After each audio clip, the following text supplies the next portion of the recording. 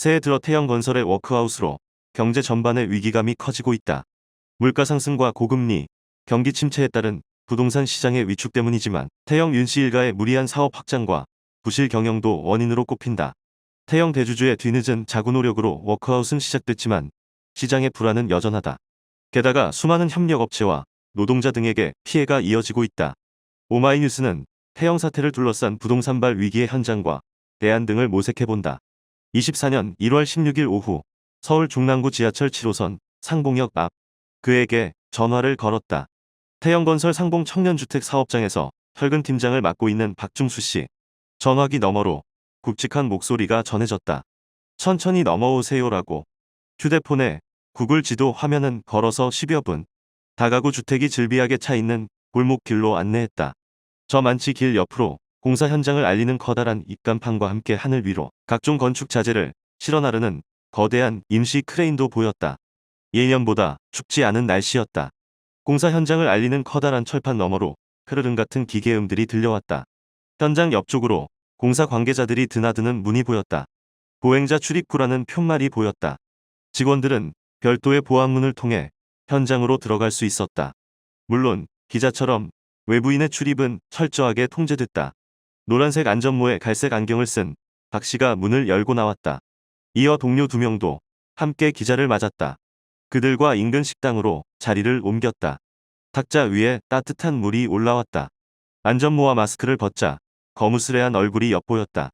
박 씨는 올해 26년 차로 공사 현장에서 잔뼈가 굵은 베테랑급이다. 상봉 현장에선 철근 팀장을 맡고 있다.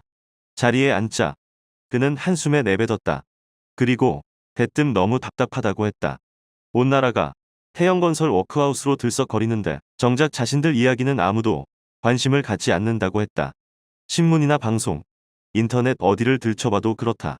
정부나 태영이나 채권단의 입에서 공사 현장 노동자, 협력업체 직원 등의 임금 지급에 대한 언급 자체를 하지 않고 있다는 것. 석 달 동안 8일치 임금으로 버텨. 보세요. 오늘 16일인데 우리가 11월부터 한 푼도 못 받고 일하고 있어요. 회사에선 일단 일을 진행해 달라고 해서 해왔는데 다른 곳은 올스톱이잖아요. 그나마 여긴 시에서 주관을 하니까. 청년안심주택은 서울시가 지난 2017년부터 추진해 온 신혼부부를 포함해 젊은 세대를 위한 내 집 마련 사업이다. 상봉 사업장은 연면적 5만 352평방미터, 지하 4층, 지상 25층 주상복합 건물로 782세대가 들어선다. 계획대로라면 올해 말이면 공사가 끝나야 한다. 박 팀장은 초기 공사 때 예상치 못한 안반이 발견돼 당초보다 공사 기간이 4-5개월 늦춰졌다고 했다. 현재 8층까지 올라간 상태. 박 팀장과 함께 철근팀으로 일하는 노동자만 40여 명이다. 이날처럼 영상의 날씨라도 지상 5층 이상 높이의 현장은 또 다르다.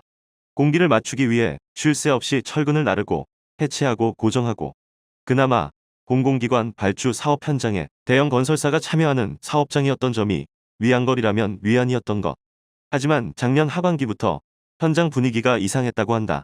박 팀장은 작년 11월부터 이상한 이야기가 나돌기 시작했다면서 태영 지방 현장이 서고 어음이 돌고 있다고 하면서 라며 씁쓸해했다. 태영은 지난해 하반기부터 현금 유동성의 어려움을 겪으면서 일종의 어음 성격인 외상 매출 채권담보 대출로 자금을 조달했지만 만기에 맞춰 이를 제대로 갚지 못하고 있다. 태영이 하도급체에 공사대금 등을 현금 대신 외상 매출 채권으로 주고 해당 업체는 이를 담보로 은행에 어음 할인을 받아 자금을 조달해온 것이다. 문제는 태영건설이 만기일에 맞춰 외담대를 상환하지 못해 은행도 해당 어음 할인을 사실상 거부해왔다. 태영으로부터 상봉 현장 공사 맡은 업체는 전북에 본사를 둔 A사다. 박 팀장 등 현장 노동자들은 A사와 계약을 맺는다. 물론 부정기적이다. 계약이 1년을 넘는 경우는 거의 없다. 공사 진행 상황에 따라 단기 계약이다. 이들도 지난 10월 21일부터 일을 맡았다. 박 팀장과 함께 나온 김화무계 씨는 15년 차다. 그 역시 답답하기는 마찬가지다.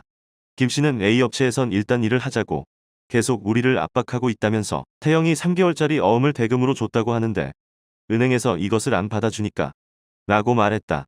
그가 말을 곧장 이어간다. 작년 11월부터 태영 어음 돌리기 시작. 하도급 업체는 지켜보자 말밖에. A사는 지켜보자고 말만 해요. 언제 어떻게 지급하겠다는 말이 없어요. 그래 놓고 현장이 안 돌아가면 안 된다고 하는데 여기 현장에 나와 있는 태영 직원들은 월급 다 받고 있다고 해요.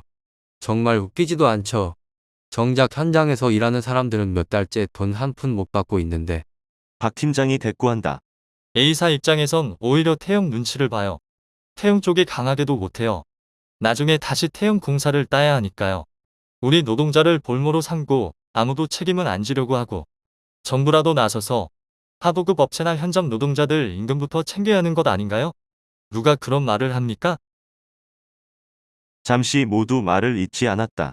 침묵이다. 스스로 막내라는 또 다른 김아무개 씨가 입을 열었다. 그는 3개월째 임금이 밀리다 보니까 생활 자체가 안 된다고 했다. 그는 이제 갓 2살짜리 아이 아빠다. 아이 분유값, 기저귀도 제대로 사들고 간 지도 오래다.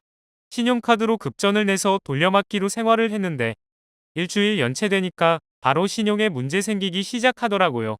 카드 정지 등 문자가 오고 신용 상태가 바로 추락하면서 불량자 수준으로 이번 사건으로 신용불량자로 떨어진 사람이 꽤나 많아요. 그는 부모님에게 급하게 돈을 융통했다. 밀린 카드 비용부터 바로 갚았다. 그렇다고 당장 신용이 회복되는 것도 아니었다. 친척 등으로부터 빌린 돈으로 일단 생활은 하고 있다. 15년 차 김 씨도 크게 다르지 않다. 그는 고2, 중3 등 두 자녀를 두고 있다. 학원비 등 한창 돈이 들어갈 때다. 하지만 학원 보내는 것은 엄감생심이다. 옆 동료의 이야기를 듣던 그 역시 쓴 웃음을 지었다. 그는 아내도 TV 보고 알고 있죠. 차마 말을 잘 건네지 않더라 고요라며 아내의 외벌이로 간신히 버티고 있지만 가족들에게 좀 더 잘해주지 못하는 미안함 때문에 잠을 설친다고 했다. 분유, 기저귀 하나도. 카드 돌려막기로 한순간에 신용불량자 나락으로. 박 팀장 역시 자녀가 둘이다. 대신 둘 다 30대 초중반이다. 아직 독립적인 가정을 꾸리진 않았다. 박 팀장은 큰 아이는 여자친구도 있지만 아직 결혼을 생각 못하고 있다고 했다. 조그마한 전셋집이라도 마련할 수 있도록 도움을 주고 싶지만 이 역시 녹록지 않다. 그 역시 가족에 대한 미안함에 얼굴 보며 먼저 말을 건네지 못한다고 했다. 기자가 3달 가까이 임금 한 푼 없이 생활하시느라 고생이 많으셨다고 하자 이들은 서로 마주보며 입가에 옅은 미소를 띄었다. 박 팀장은 솔직히 말해서 건설 현장 노동자들은 대체로 심성이 착하고 좋다고 했다. 그는 최근 10여 년 사이 건설 현장 노동자에 대한 처우가 개선된 부분도 있다고 했다. 문재인 정부 때는 기업들도 현장 목소리를 듣고 반영하려는 노력이라도 했다는 것. 경조사 비용이나 휴일수당, 기상 악화 등으로 일이 제대로 진행되지 않을 때도 노사 간 협의를 통해 간접 지원도 해줬다고 했다. 박 팀장은 윤석열 정부 들어서 적어도 이런 관행이나 현장에서의 노사 협의 등이 사라졌다고 보면 된다면서 대통령이 나서서 건설노조와 노동자를 악마로 취급하는데 기업들이 우리를 제대로 대해주겠는가라고 목소리를 높였다. 임금 체불도 마찬가지다. 그는 과거 공사 현장에서도 시공사 등의 부도가 있었지만 최근 몇 년 사이 이처럼 3개월씩 체불되는 경우는 거의 없었다고 했다. 하도급 업체들도 자체 현금으로 밀린 임금부터 주는 분위기였다고 했다. 이들과 함께 상공 현장을 지키는 노동자들은 100여 명. 대부분은 2달 반이 지나도록 임금을 받지 못하고 있다. 박 팀장 등 철근 골조 담당했던 이들은 지난 10월 20일 이후 8일치 임금만 받았을 뿐이다. 박 팀장의 휴대폰이 울렸다. 박철민 건설노조 서울 경기 부북지역 교섭위원이었다. 그가 상공 사업장에 방문했다고 했다. 그는 잠시 자리를 비웠다. 태영 워크아웃 개시에 따라 채권단의 실사가 진행되면서 대응책을 논의하기 위해서다. 박 팀장 등 상봉 현장 노동자들도 더 이상 기다릴 수 없다. 태영이나 정부나 너무 무책임. 최소한의 삶을 살 수 있도록 해야. 잠시 시계를 보더니 김 씨가 말을 잇는다. 뉴스를 보면 태영 살려야 한다. 채권단이나 하도급 업체 도와야 한다는 말만 나와요. 그런데 정작 제일 힘들게 일하는 사람들 이야기는 누구도 하지 않아요. 지금 현장 임금이 얼마나 밀렸고 어떻게 해결할 것인지 우리는 그 이야기를 듣고 싶은 거예요. 듣고 있던 후배 김 씨도 한숨을 내쉰다. 그는 채권단이 실사를 한다고 하는데 아마 우리에게 또 기다리라고 할 것 같다고 했다. 이어 이미 2달 반 이상 기다리고 있는데 언제까지 또 기다려야 하는가라며 당장 최소한 사람답게 살 수 있는 방안을 내주고 난 다음에 실사든 조사든 했으면 한다고 말했다. 그들과 식당을 나섰다. 공사장 정문에 레미콘 차량이 대기하고 있었다. 태영건설 현장 중에 거의 유일하게 돌아가고 있다. 건설 노동자들의 희생에 따른 것이다. 하지만 얼마나 지속될지 아무도 장담할 수 없다. 현장 입구에서 박철민 건설노조 교섭위원을 만났다. 그는 태영뿐 아니라 정부도 너무 무책임하다라며 이대로라면 이곳 현장도 셧다운될 수밖에 없다라고 말했다. 다시 공사장 옆으로 돌아 나와 박 팀장을 만났다. 사진을 찍어도 되느냐고 했다. 얼굴을 드러내도 상관없다고 했다. 떳떳하기 때문이라고. 그리고 꼭 하고 싶은 말이 있다고 했다. 책임을 져야죠. 부실 경영을 했으면 그에 맞게. 정부도 제대로 관리 감독 안 했으면 책임은 지지 않고 정작 현장에서 묵묵히 일한 사람들에게 다 떠넘기고 말이죠.